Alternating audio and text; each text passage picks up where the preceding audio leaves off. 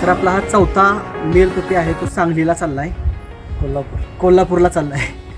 कोल्हापूरचे मित्र आहेत आमचे, त्यांनी हा मेल पपी चूज केला. आता कोल्हापूरला हा पपी चाललाय. कसा आहे पपी? हो, छान आहे, मस्त आहे. कलरिंग, हेड बेस्ट आणि शाईन पण आहे चांगली. याला डॉबरमॅन घ्यायचं कारण काय?